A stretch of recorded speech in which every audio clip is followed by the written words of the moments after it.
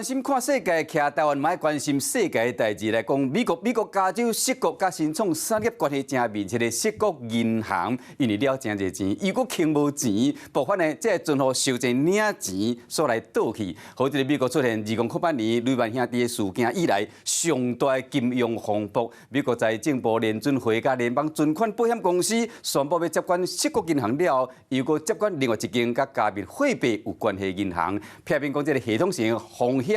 佫扩大。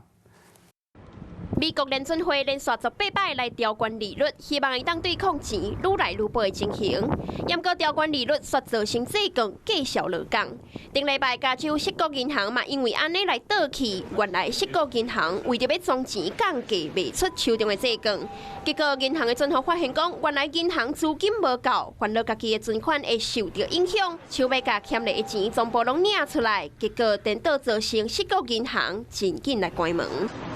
大家抢要领现金嘛，触发到虚拟货币抢要领的情形，甲加密货币有关系 Signature Bank 嘛真危险。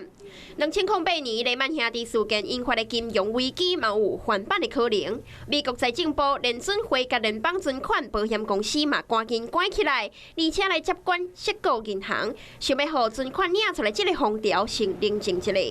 虽然讲美国联邦接管着矽谷银行，严格说无要甲钱摕出来甲矽谷银行斗相共的意思。Let me be clear that during the financial crisis,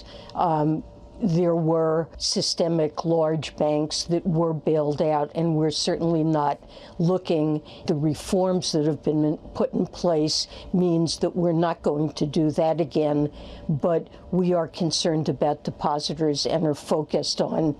trying to meet their needs. 刷落来，联邦存款保险公司就宣布，矽谷银行的存户伫咧当地时间13号开始，就会当领所有的存款，也就是讲，你就算是欠超过限制25万美金的存款，嘛会当全部拢领出来。这招会用讲是，互伫银行存款的人拢真安心。Yes, if they can get a big bank to buy this bank, it could solve the deposit problem. Like I said, the FDIC is just going to have to be ready to open up the pocketbook, and it does give out loan guarantees and some capital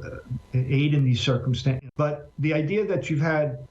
two bank failures, there's going to be some blowback. 甲新创产业真有关系的银行，就安尼倒去，不良的效果可能会影响到美国新创产业的资金甲发展。严格唔知影对新创科技甲金融的冲击有偌大。Hello， 我是林仙怡。想要掌握最及时的新闻资讯吗？赶快订阅、按赞、开启小铃铛，锁定华视新闻 YouTube 频道，也不要忘记收看《华视新闻》杂志哦。